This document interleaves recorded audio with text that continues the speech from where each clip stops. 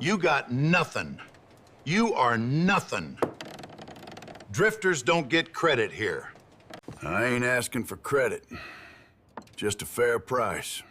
He'd ridden in half dead, asking nothing from nobody.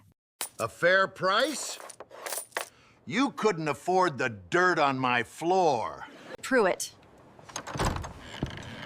That's enough. I'll cover what he needs. Ma'am, I said I'd ask nothing. I meant it. But that winter didn't care what a man promised. Before the snow melted, he'd give everything he had left. He made one promise when he rode in. He kept a different one before the snow melted. Elias Croft rode into Dalton Creek on a Tuesday afternoon in November of 1884, and the town didn't even bother to look up. Why would it? He was just another shape on the horizon, hunched forward in the saddle, one hand loose on the reins, the other resting flat against his thigh like he'd forgotten it was there. The horse beneath him limped, had been limping for 2 days now, a stone bruise on the left forefoot that turned every step into a negotiation. Behind them, a pack horse carried everything Elias owned in this world: a bedroll gone dark with years of ground damp, a cast-iron skillet with a crack along the handle, a canvas sack of dried beans, and, tucked inside his coat's inner breast pocket, an oilcloth-wrapped tin-type photograph he never looked at. The corner of that oilcloth peeked out against the faded charcoal-brown wool of his coat, the way it always did. He never tucked it deeper. He never pulled it out. It just stayed there, visible, like a wound he refused to either treat or cover. The ground was frozen. Not snow-covered yet, not quite, but rigid and pale, the kind of cold that seeps upward through boot leather and settles in the bones of a man's feet before he even realizes he can't feel his toes. Dalton Creek itself was barely a town, a single rutted street, a livery, a saloon with a cracked window patched with oiled paper, a general store, and a scattering of houses that looked like they'd been dropped from a height and left where they landed. The sky was the color of old pewter. No wind, just stillness and cold, and the sound of that horse limping. 52 years old, that's what Elias Croft was. Tall, 6'1" when he stood straight, which he mostly didn't anymore. Wiry and gaunt, the kind of thin that comes not from hunger, but from a body that's been spending itself for decades and has simply run out of material to burn. Broad shoulders, but bony beneath the coat, the frame of a bigger man who'd been whittled down by time and weather. His silver-gray hair was thinning on top, longer at the nape where it curled against his collar, unkempt and wind-roughened. Pale blue eyes sat deep beneath heavy brows that hung low like awnings over a storefront nobody visited anymore. His face was long, square-jawed, sun-ruined. Prominent cheekbones, a narrow, straight nose with a faint cluster of freckles across the bridge that might have looked boyish on a younger man, but on him just looked like the land's signature. A small, pale birthmark sat on the left side of his neck, just below his ear. Clean-shaven, technically, but the stubble was heavy, 2 days past the razor at least. And his right hand, if you looked close, you'd see 2 slightly crooked fingers, the middle and the ring, bent at odd angles from breaks that healed wrong years ago. His left knee was bad. Had been bad since a horse rolled on him outside of Cheyenne in '79. He walked with a careful, deliberate gait, favoring it without complaint, the way a man favors a debt he knows he'll never pay off. And there was a cough. It had started in September, dry and persistent, the kind that lives in the chest and waits for cold air to announce itself. He ignored it the way he ignored most things about his own body, not with denial, but with a kind of exhausted indifference. 7 years he'd been drifting, 7 years since the Platte River. Here's what happened, and he never told anyone the full shape of it, so I will. He'd been leading a cattle drive, his herd, his responsibility, across the North Platte during spring flood. His wife Ellen and their grown son Daniel were with the outfit. The river took them, both of them. The same water, the same crossing he'd scouted himself and called safe. He watched it happen from the far bank, couldn't get back across in time. Couldn't do a damn thing except stand there with mud on his boots and the sound of the current erasing everything he'd built his life around. He didn't drink after that, didn't rage, didn't put a pistol under his chin the way some men would have. He simply emptied himself out, sold the herd, sold the land, started moving. 7 years of ranch-to-ranch work, never staying past a single season, never learning anyone's name if he could help it. He carried the guilt like a stone in his chest, not sharp anymore, not after this long, but heavy, permanent. A man who asks for nothing, not out of humility, out of a bone-deep belief that he deserves nothing. He swung down from the saddle outside Pruitt's general store, his left knee catching as his boot hit the frozen ground. He stood there a moment, one hand on the saddle horn, letting the pain settle into something he could walk on. Then he went inside. Pruitt was behind the counter, leaning forward the way he always did, hands flat on the wood, the stubby pencil tucked behind his right ear like it had grown there. Stocky, soft-bodied, short, 5'7" at best, with thinning white hair combed flat to one side and watery gray-green eyes magnified behind round wire-rimmed spectacles. A small, dark freckle sat on the right side of his chin.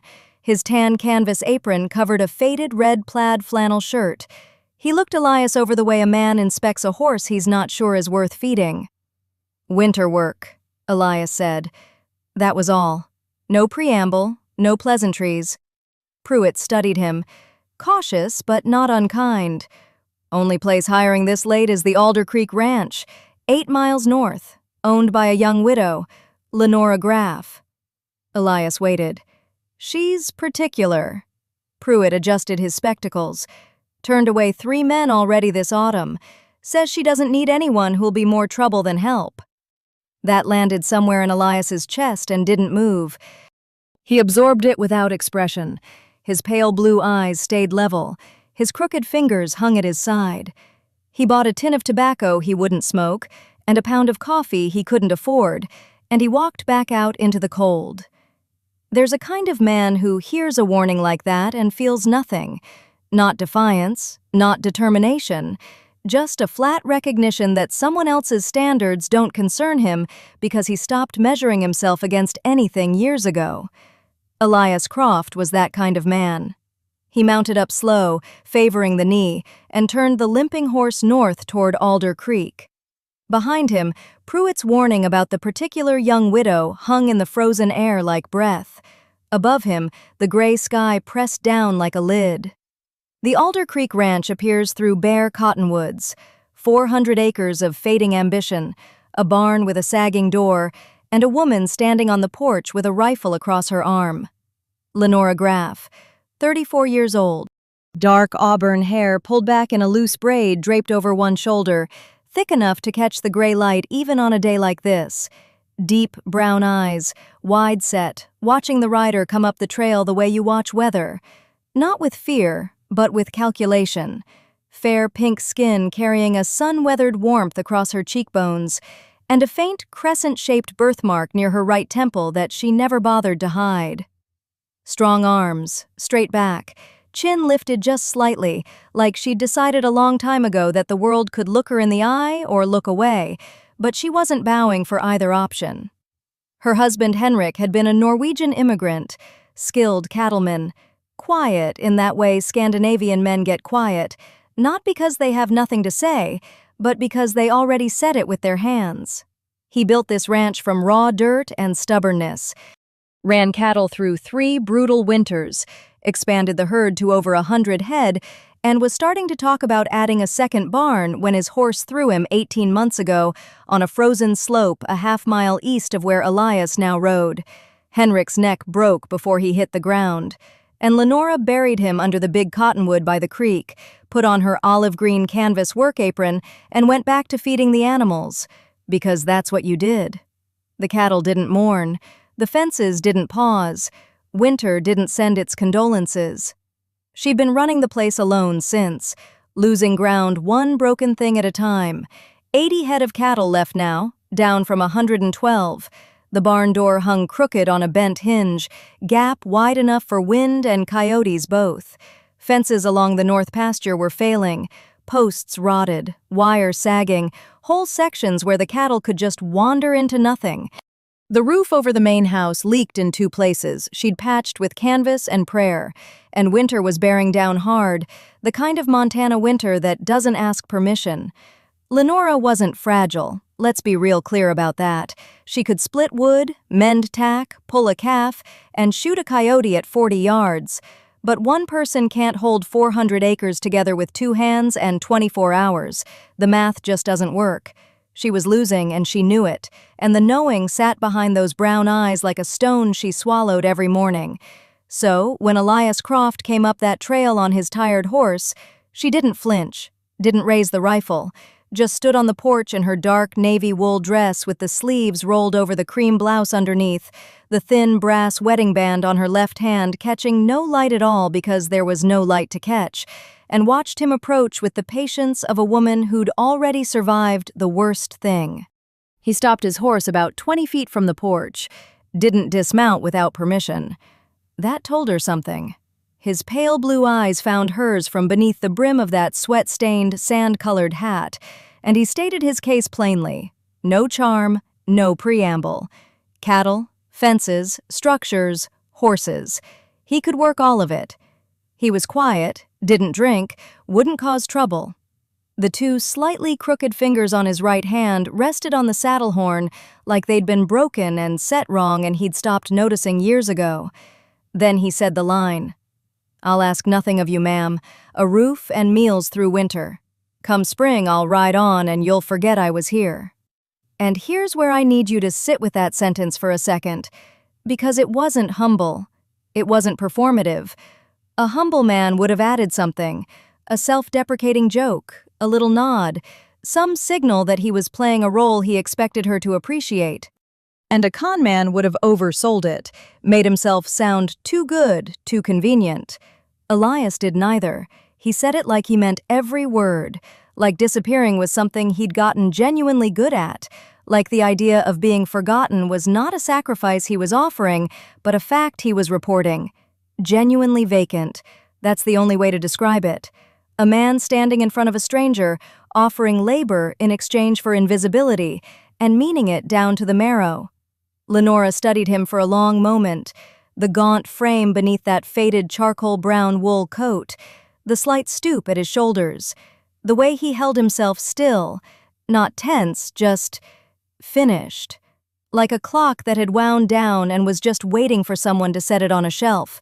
She hired him, pointed him to the tack room off the barn, told him meals were at 6 in the morning and 6 at night, at the kitchen table, and if he tracked mud on her floor, she'd put him back outside. Said it flat, no smile, the way you establish terms with a man you don't know yet and don't plan to trust until he earns it. Elias nodded once, led his horse to the barn, and that was that. For 2 weeks, they barely spoke beyond instructions. Fix the south fence first. The cattle keep drifting. There's shingles in the lean-to if you need them. The well pump sticks. Hit it from the left side. Transactional. Efficient. 2 people sharing a piece of land the way strangers share a train car. Aware of each other, careful not to collide. But the work. God, the work. Elias fixed the barn door in 2 days.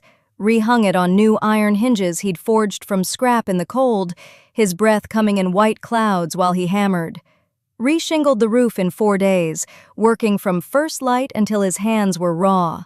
Reinforced the cattle pen with posts he cut and set himself, tamping the frozen ground with a bar until his arms shook. Every task done with a punishing efficiency that went past diligence into something darker, something driven. He didn't rest when the work was done. He found more work, and when there was no more work to find, he stood in the cold and looked at the mountains like they owed him an answer. 2 weeks in, Lenora watches Elias from the kitchen window as he works on the cattle pen in the cold, and recognizes something. He works like a man trying to outrun his own mind. It wasn't Lenora who cracked him open. It was someone smaller, quieter, and far more stubborn. See, Lenora had mentioned her once, just once, standing in the doorway that first morning, arms crossed over that olive-green canvas apron. She'd said it plain. Her daughter Britt lived in the house, had lived there since before Henrik died. A grown woman now, quiet as creek water, and she hadn't spoken a full sentence to anyone outside the family since her father's funeral. Lenora said it the way you say something you've stopped trying to fix. Not with defeat, with acceptance. The kind that costs you something every single day.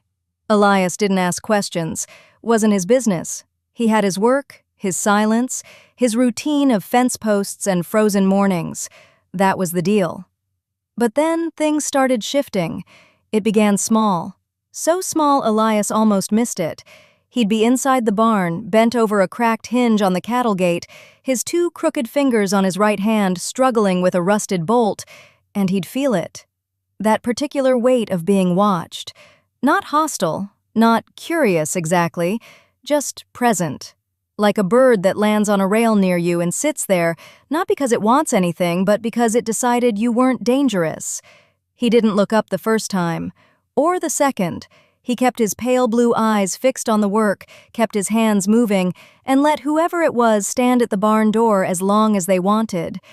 He figured if he turned around, if he acknowledged it, the whole thing would shatter like frost on glass.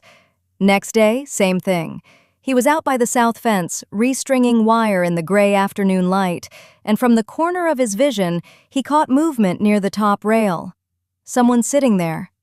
Quiet. Watching him work the way you'd watch weather roll in. Patient, unhurried, like there was nowhere better to be. He still didn't turn, just kept pulling wire, kept his sweat-stained, sand-colored hat tilted low, and let the silence do what silence does best. Hold space for something that isn't ready yet. This went on for days. A presence at the edge of his awareness, always just outside direct sight, always still. And Elias, a man who had spent 3 years building walls out of work and quiet, found himself doing something strange. He started talking. Not to anyone. To himself or to the animals or to the fence post he was hammering. Low, muttered things. The way you talk when you're alone and don't mind being heard. He didn't plan it. Didn't think about it. It just happened. Then, one afternoon, everything changed. He was walking past the corral fence, tools in hand, that slight stoop in his shoulders, his gait careful and deliberate the way it always was when his left knee was barking at him. And he heard it. A scrape, a gasp, the particular sound of someone losing their balance on a rail they'd been sitting on too long. Elias moved on instinct, dropped the tools, caught her before she hit the frozen ground. 2 seconds. That's all it was. His arms around someone, the weight of a person against his chest, the smell of wool and wood smoke, and something faintly sweet like dried lavender. 2 seconds. And something seized in his chest so hard he thought his heart had stopped, because his body remembered. His arms remembered. The exact weight, the exact geometry of holding someone you'd die for. Not this person. Someone else. Someone years gone. His son Daniel, who he'd held exactly like this once, pulled from a spooked horse at age 19, laughing, saying he was fine, and Elias had held on 2 seconds too long, because something in him already knew that boy's time was borrowed. He set her down, gently, carefully, the way you set down something made of glass. Then he turned away. He didn't speak for the rest of that day, not a word. Lenora saw him come in for supper and sit with his hands flat on the table, staring at the grain of the wood like it contained some answer he'd been looking for.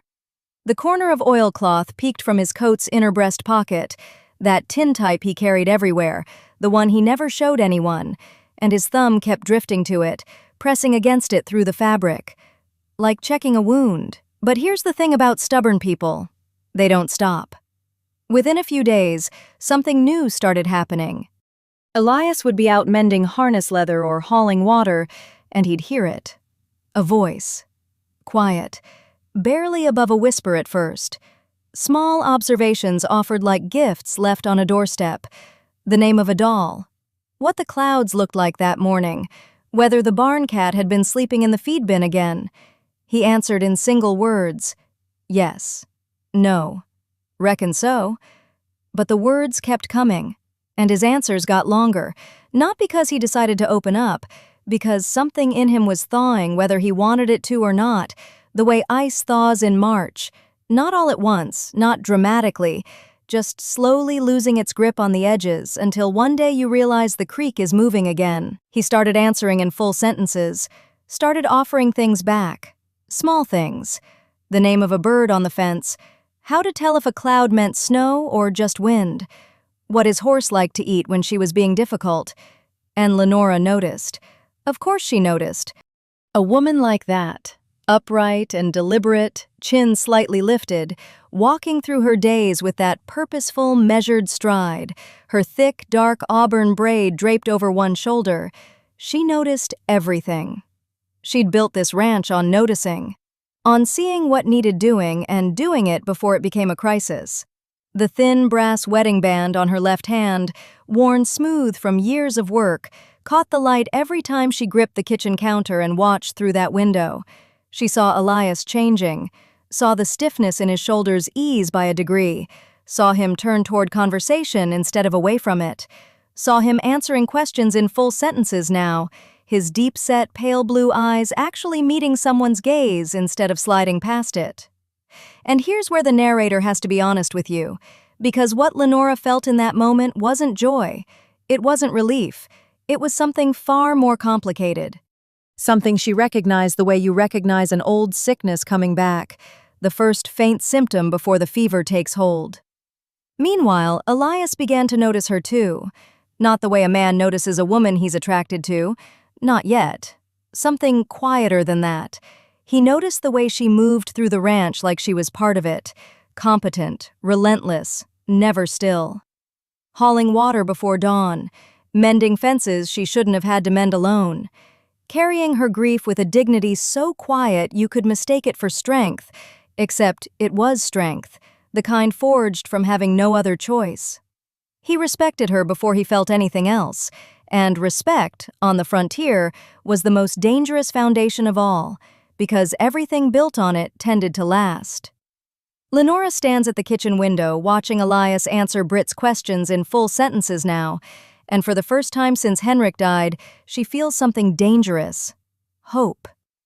December came down on Alder Creek like a fist, and what it brought was the kind of cold that doesn't just threaten cattle, it threatens everything, hope included.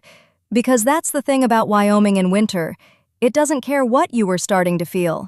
It doesn't care that a man was finally answering questions in full sentences, or that a woman had allowed herself, for the first time in 2 years, to imagine something beyond survival. December doesn't negotiate. It arrives, and it takes. The blizzard hit on a Tuesday. By Wednesday morning, the thermometer nailed to the porch post read 31 below, and the glass was still dropping. Wind came screaming off the bighorns like something with teeth, not gusting, not howling, but a sustained, unbroken roar that pressed against the cabin walls until the timbers groaned. Snow didn't fall. It moved sideways, horizontal, a white wall so dense you couldn't see the barn from the front door. And somewhere out there beyond that wall, cattle were bawling. You could hear them between the gusts, low, desperate sounds. The kind of sound an animal makes when it knows. 14 head. Trapped in the ravine 2 miles south where the creek bed cuts through a narrow draw. Lenora knew the spot. Henrik had lost 2 steers there in the winter of '84. The snow would have drifted 8, maybe 10 feet deep at the mouth, sealing the cattle in like a cork in a bottle. No water, no feed, no way out. By Thursday morning, the bawling had stopped, which was worse. Elias was already pulling on his faded charcoal brown coat when Lenora came in from checking the woodpile. His scuffed boots were laced. His sand-colored hat was pulled low. The oilcloth corner of that tin-type photograph peeked from his breast pocket like it always did, like a small, square promise he carried everywhere. He had the bridle in his hand. "I'll ride south," he said. "Cut the drift. Drive what's left back to the near pasture." Simple. Practical. The way he said everything. Lenora stood in the doorway with snow in her dark auburn braid, and her chin lifted the way it always was. Not defiant, just certain. The crescent-shaped birthmark near her hairline was barely visible beneath a dusting of frost. She looked at him for a long moment, Then she said the thing that changed the shape of what they were. "No." Elias blinked. "Ma'am, this is my ranch and my cattle and my life. You don't get to decide what I risk." And there it was. Not anger, not stubbornness, something harder than both. Ownership. The kind of claim a person makes when they've buried a husband and kept the books, and mended the fences and swallowed the grief and kept going anyway. And they are damn well not going to stand at a window while someone else rides into the teeth of their problem. Elias argued. Of course he did. He was 52 years old, with 2 crooked fingers on his right hand and a left knee that predicted weather better than any barometer, and he'd spent 30 years believing that the correct thing for a man to do was put himself between the people he cared about and the thing that could hurt them. He told her the cold was too dangerous. He told her one rider was enough. He told her the drifts could swallow a horse. Lenora listened to every word. Then she turned the thin brass wedding band on her left finger, worn smooth, almost featureless now, and said, "I already sent word to the Haskell place for Britt. She'll be warm and fed. We leave in 10 minutes. She won. Not because she shouted, because she was right. They rode out into a world erased, white above, white below, white in every direction until direction itself lost meaning. Lenora on her bay mare, Elias on the gray gelding. The wind hit them broadside the moment they cleared the barn, and the horses balked, ears flat, nostrils flared against the driving ice. Every breath was a knife. Lenora pulled her collar up and leaned forward and kept riding. 2 miles in that cold takes an hour, maybe more. The snow was belly deep on the horses in places, and they had to dismount twice to break trail by hand, wading through drifts that came up past their waists. Elias's cough, the one that had been dry and occasional for weeks, turned into something else out there. Something deep, rattling, wet.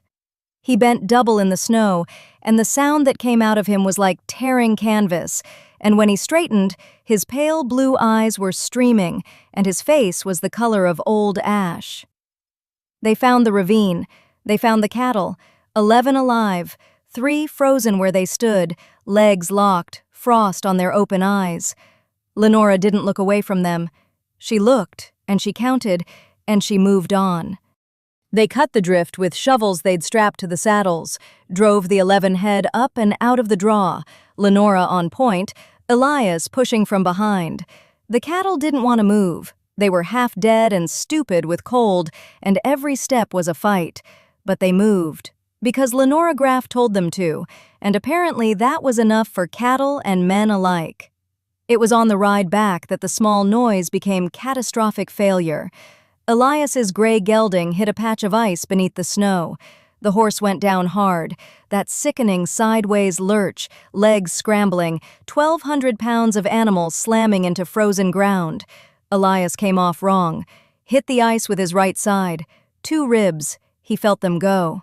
Not a crack, a shift, a deep interior wrongness, and then pain so bright it whited out his vision worse than the blizzard. He got up. Because men like Elias Croft get up. He got back on the horse, and he rode another half mile. And then the cough came again. Worse now. So much worse. A sound like something collapsing inside him. And his hands went slack on the reins, and he slid sideways out of the saddle and hit the snow, and didn't move. The narrator wants you to understand something. This is the moment Winter asked everything. Lenora dismounted into thigh-deep snow. She grabbed Elias under the arms, this tall, gaunt man, all bone and wool and silence, and she hauled him up, dragged him to her mare, got him across the saddle with a strength that came from somewhere beyond muscle, somewhere past reason, somewhere in the territory of sheer refusal to let this happen again.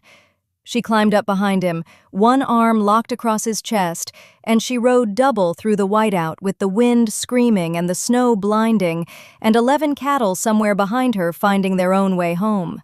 Lenora drags Elias onto her horse, rides double through the whiteout, and gets him through the cabin door.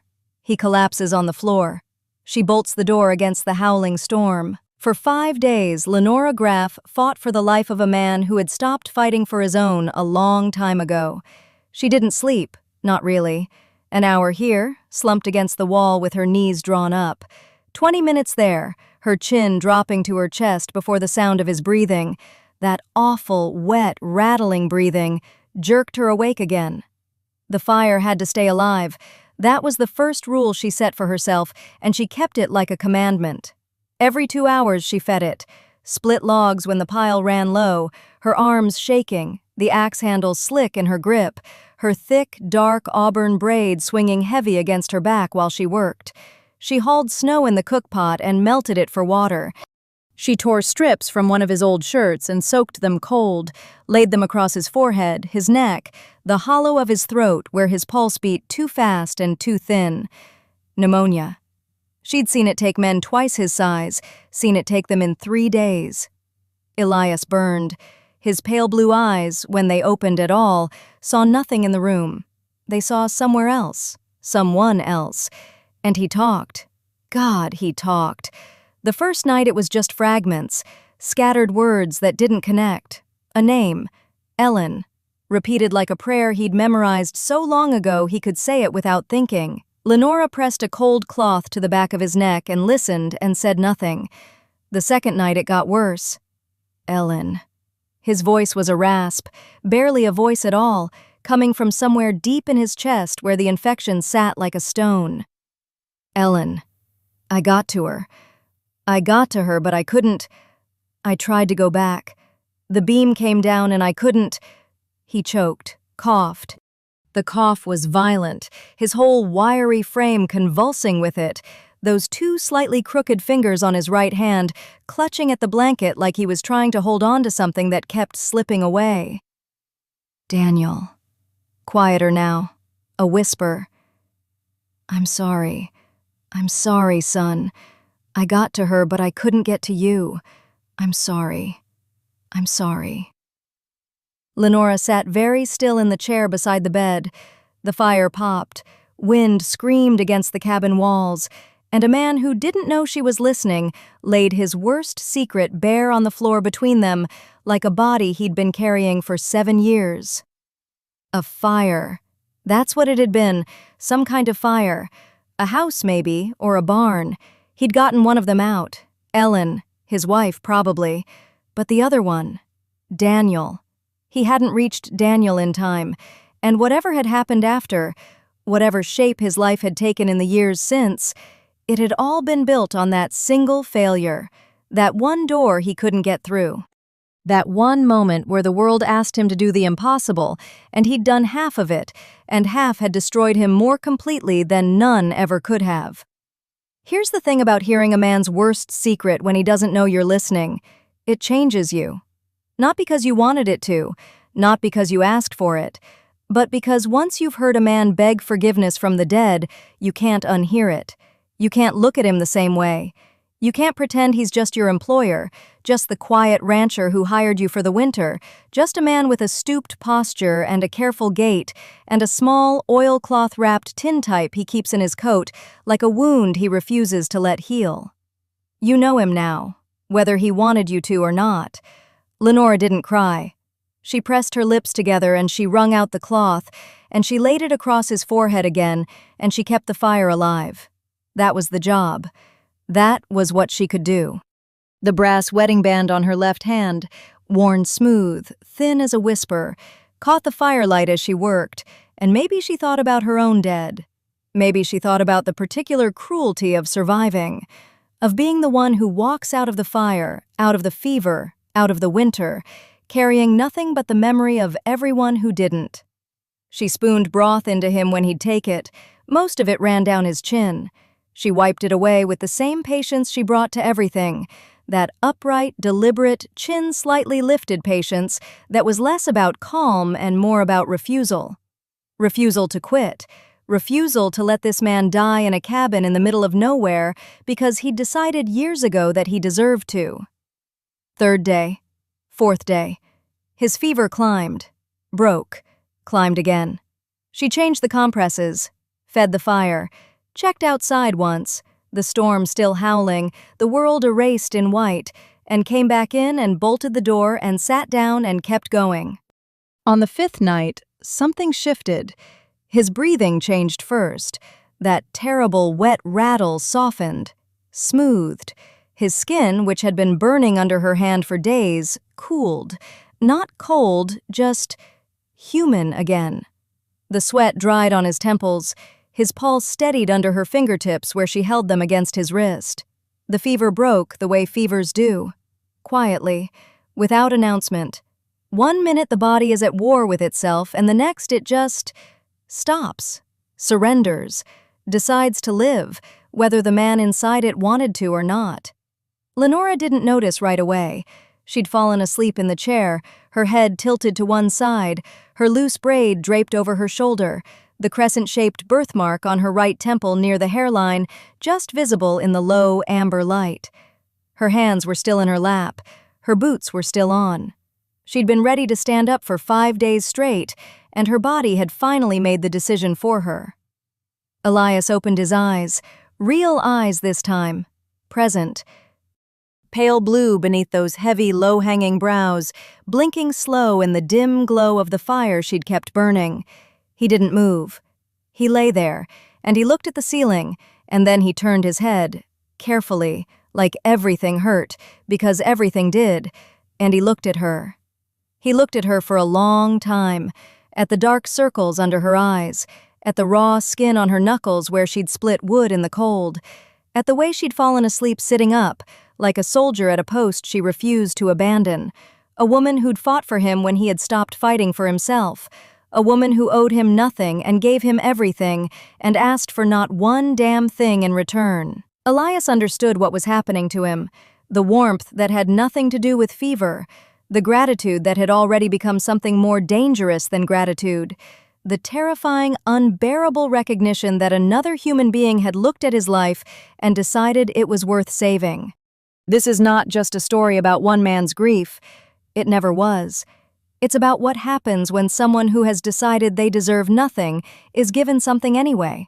When a man builds his whole life around a single promise, I will ask for nothing, I will need no one, I will hollow myself out until there's nothing left to lose. And then winter comes. And winter doesn't care about your promises. Winter proves that survival requires everything.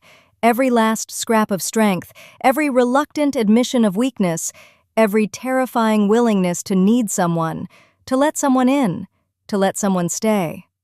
The small noise a man makes when he promises to ask nothing, the catastrophic failure of a season that demands everything.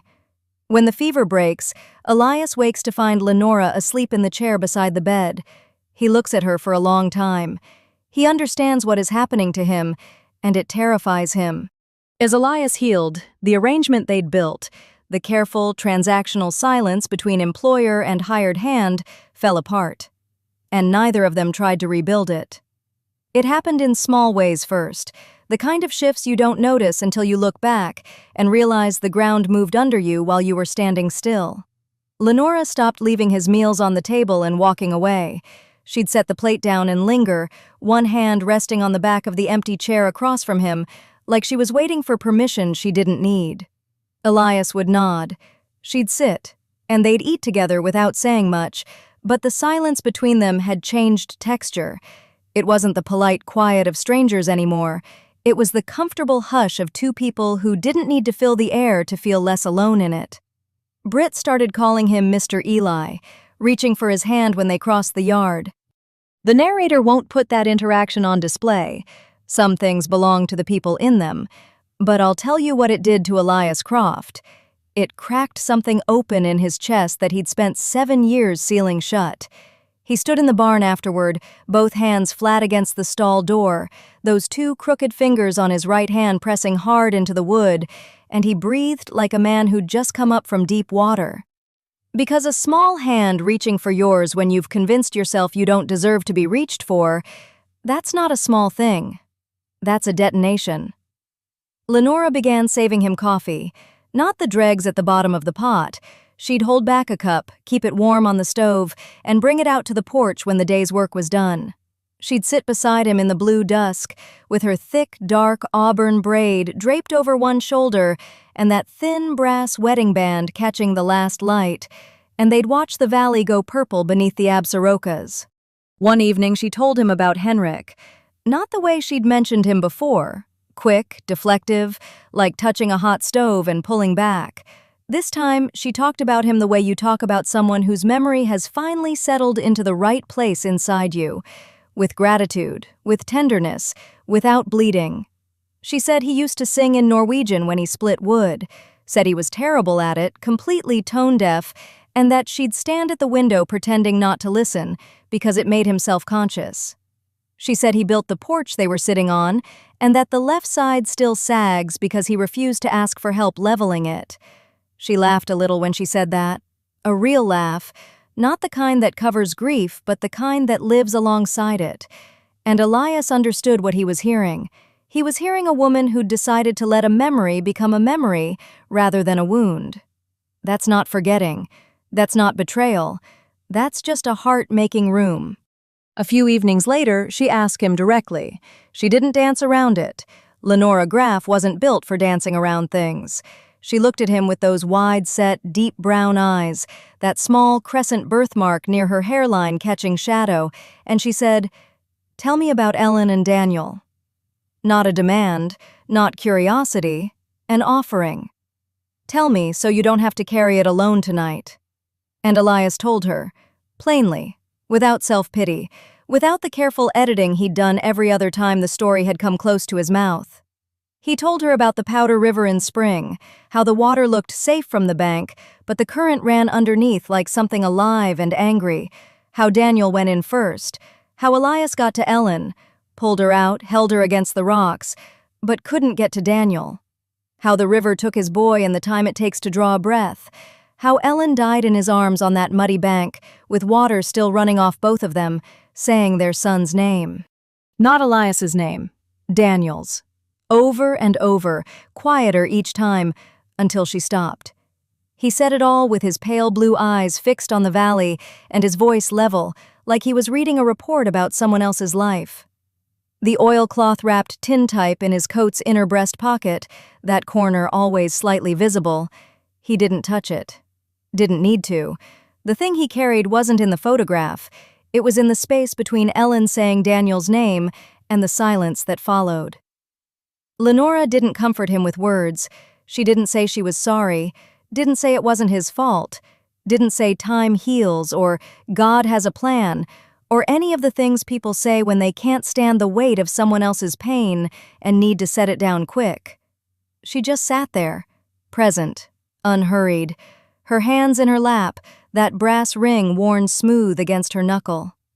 Then she put her hand on his forearm, and she left it there. That's it. That's the whole gesture. 5 fingers on a coat sleeve in the blue dark of a Wyoming evening. But I need you to understand what it meant to a man who'd spent 7 years making himself untouchable.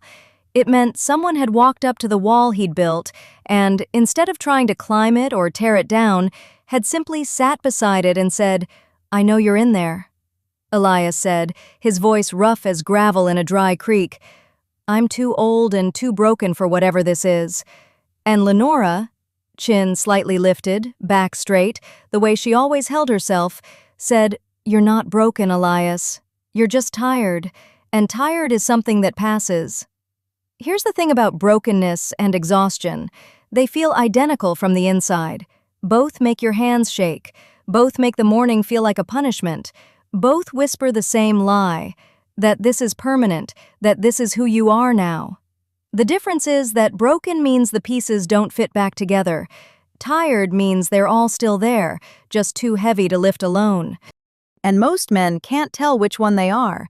They've been carrying the weight so long, they've forgotten there was ever a time before it. It takes a certain kind of woman to look at a man like that, stooped at the shoulders, careful in his gait, favoring his left knee, hands rough and deliberate, and see not damage, but endurance. Not a ruin, but a house that's still standing. Lenora Graff was that kind of woman.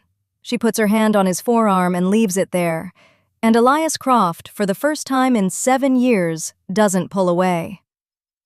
March. The snow began to pull back from the meadows like a tide going out, and the date Elias Croft had promised to leave was 3 days away.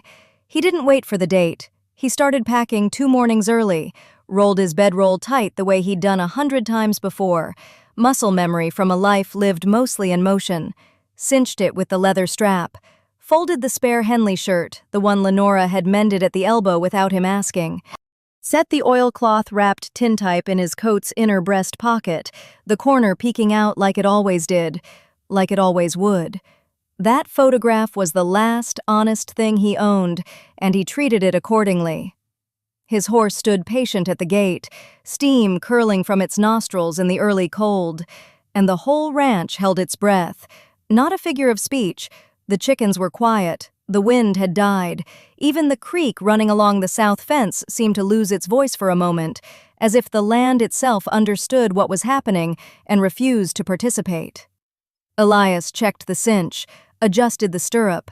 His 2 crooked fingers on his right hand fumbled the buckle, and he paused, jaw tight, pale blue eyes fixed on nothing. Then he heard it. Quick footsteps on frozen mud, and before he could turn, a pair of arms wrapped around his leg, fierce, desperate, the grip of someone who'd already learned what goodbye meant. Britt pressed her face against his thigh and said 5 words that broke him clean in half. "Don't go, Mr. Eli. Papa went and he didn't come back." Elias didn't move. His hand hovered over the top of her head but didn't land. His mouth opened and nothing came out. The pale birthmark on the left side of his neck flushed pink, and his throat worked like he was swallowing glass. Because here's what those words do to a man carrying 7 years of guilt about a lost child. They don't just land. They detonate. They find the exact room inside him where he's kept the door locked, and they kick it wide open, and all the air rushes out, and he's standing in the current of the Platte River again, reaching for something he'll never reach. He looked up. Lenora stood on the porch. Her thick, dark auburn braid hung over one shoulder. Her deep brown eyes were steady. The thin brass wedding band, worn smooth, a ghost of a promise from a man who'd never come home, caught the early light on her left hand, which rested on the porch rail. Not gripping it, just resting. She didn't ask him to stay. She wouldn't. Too much pride. Too much respect for a man's right to walk his own road, even if that road led somewhere emptier than where he stood. Lenora Graff was not a woman who begged. She'd buried a husband, run a ranch alone through 2 killing winters, faced down Pruitt's smug little offers to buy her out at 1/4 of what the land was worth, that watery-eyed, spectacle-wearing son of a bitch leaning on his counter with his stubby pencil behind his ear, telling her a woman alone couldn't hold property, telling her she should be grateful anyone was offering at all. She hadn't begged then. She damn sure wasn't going to beg now. But her eyes said everything. They said, "I know what you are. I know what you've lost. I know you think leaving is the brave thing, and I won't argue with you. But I'm standing here, and this door is open." The silence between them lasted maybe 10 seconds, felt like a century.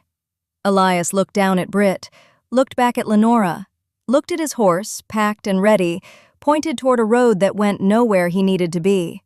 He unpacked the horse, didn't say a word, just loosened the cinch, pulled the bedroll off, carried his things back to the barn with that careful, deliberate gait, favoring his left knee, shoulders slightly stooped, moving like a man who'd made a decision so large he needed to do something small immediately, or he'd fall apart.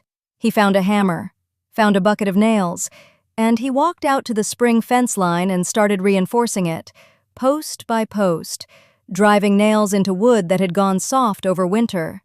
The sound carried across the meadow, steady, rhythmic, real. Not a promise, not a speech, just a hammer hitting wood. Just a man choosing to build something instead of walk away from it. That evening, supper was quiet. Lenora set the table. 2 plates, 2 cups, a dish of boiled potatoes with salt pork, and the last of the dried rosemary she'd been rationing since November. But when Elias came in, hat off, silver gray hair pressed flat and damp from washing at the pump, he noticed something. His plate wasn't across from hers. It was beside her. He sat down. She sat down. Neither of them named what had changed. They ate. He passed her the salt.